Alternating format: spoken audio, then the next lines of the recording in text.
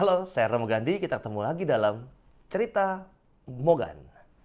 Hari ini kita akan merenungi dari Injil Yohanes 20 ayat 2 sampai dengan 8. Pada hari Minggu Paskah, setelah mendapati makam Yesus kosong, Maria Magdalena berlari-lari mendapatkan Simon Petrus dan murid yang lain yang dikasihi Yesus. Ia berkata kepada mereka, "Tuhan telah diambil orang dari kuburnya dan kami tidak tahu di mana ia diletakkan."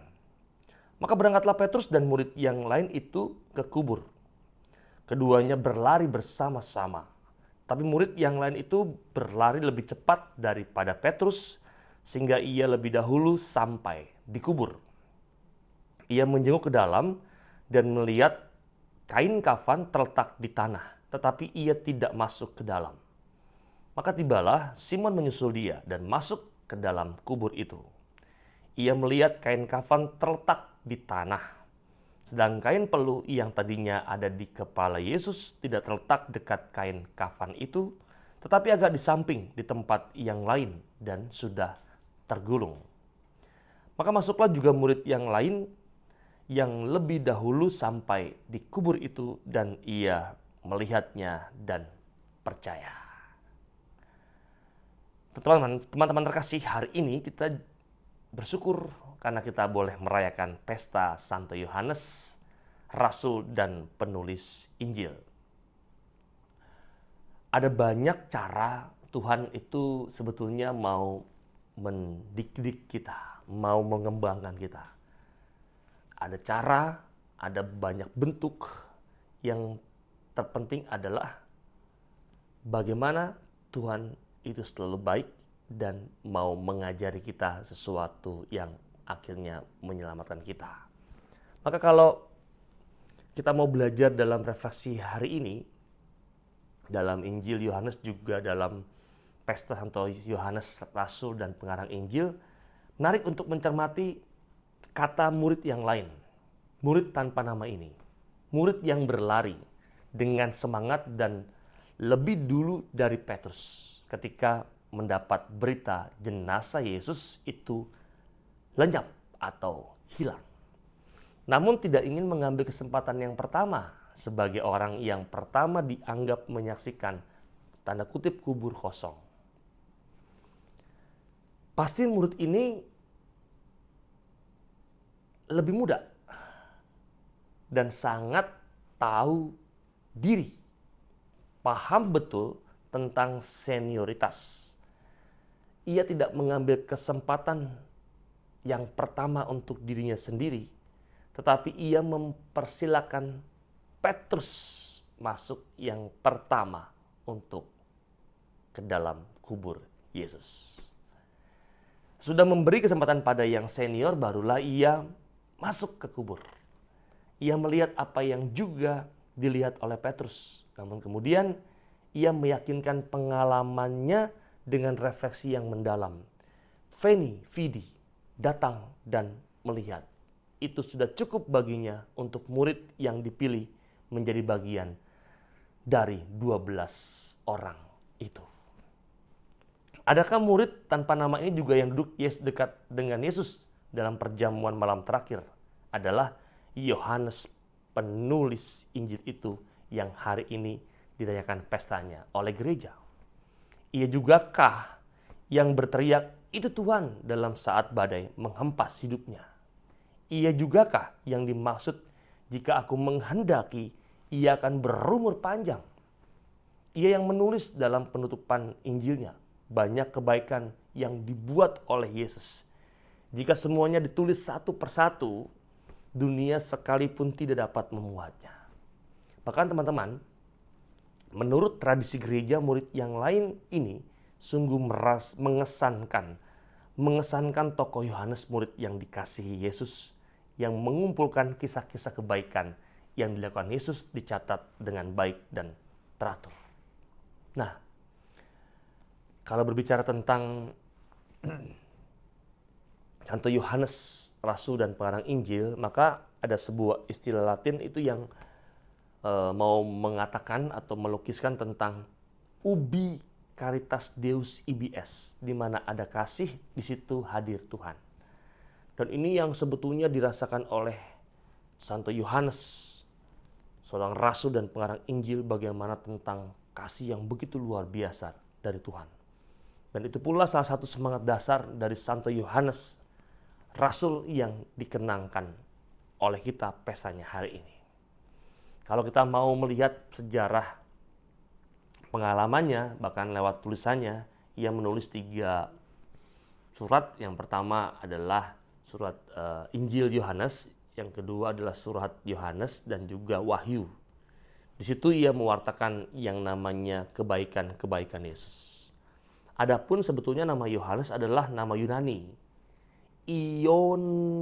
Ioannes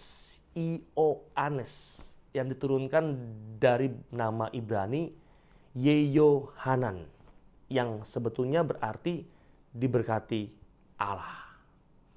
Yesus sendiri itu menjulukinya sebagai Boanerges atau anak-anak guru. Anda bisa baca dalam Markus 3 ayat 17, Matius 4 ayat 21, Markus 1 ayat 19, Lukas 6 ayat 14. Dan sebutan itu berkaitan dengan gairahnya, semangatnya bersama Yakobus sewaktu orang Samaria menolak Yesus. Dalam Lukas 9 ayat 44 itu dikatakan dengan tegas, Tuhan, apakah engkau mau supaya kami menyuruh api turun dari langit untuk membinasakan mereka?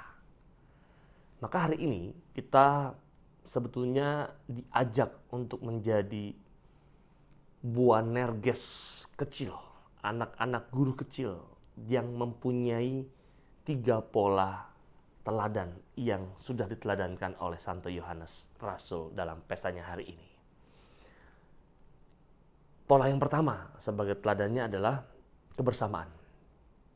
Yohanes adalah murid yang dekat dan kerap selalu hidup bersama dengan Yesus. Ia sehati dengan Tuhan. Ia ada bersama Yesus di Bukit Tabor ketika transfigurasi. Ia di Taman Getsemani pun ia hadir ketika Yesus sedang berdoa. Di Kapernaum ketika Yesus membangkitkan anak Yairus, dia pun ada. Dan di Bukit Zaitun ketika Yesus memberitahukan tentang penderitaannya, ia pun ada. Ia juga menjadi saksi penyembuhan ibu mertua Simon Petrus.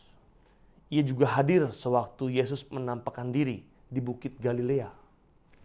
Ia juga hadir ketika Yesus terangkat ke surga, bahkan juga dalam hari Pentakosta. Ia juga adalah rasul yang ada di bawah kaki salib Yesus dan yang disebut sebagai yang dikasihi Yesus dan yang memberi kesaksian yang benar. Itu pola pertama, kebersamaan. Yang kedua adalah kesaksian. Bersama Petrus, ia itu menjadi saksi dan menyembuhkan orang lumpuh di gerbang bait Allah. Anda bisa baca dalam Kisah Para Rasul 3, 1 sampai dengan 10. Dan ia juga diadili di depan mahkamah agama. Kis 4, 1 sampai 22. Bahkan menurut Galatia 2, 1 sampai 10, Yohanes juga bersaksi dan ikut dalam sidang Yerusalem bersama Petrus dan Yakobus dan disebut sebagai Soko Guru Gereja, Galatia 2 ayat 9. Itu pola yang kedua. Pola yang ketiga yang menjadi perjuangan kita untuk punya teladan seperti Santo Yohanes adalah kasih. Sebagai murid yang dikasihi Yesus, seperti yang terdengar hari ini, dan murid yang memberi kesaksian yang benar. Pada tahun-tahun akhirnya, ia ternyata selalu berkhotbah yang sama. Anak-anakku, cobalah kamu saling mengasihi. Dan teman-teman waktu ditanya, mengapa mengulang-ulang saja hal yang sama? Ia menjawab, itulah perintah Tuhan yang utama. Jika kamu melakukannya, sudah cukuplah itu.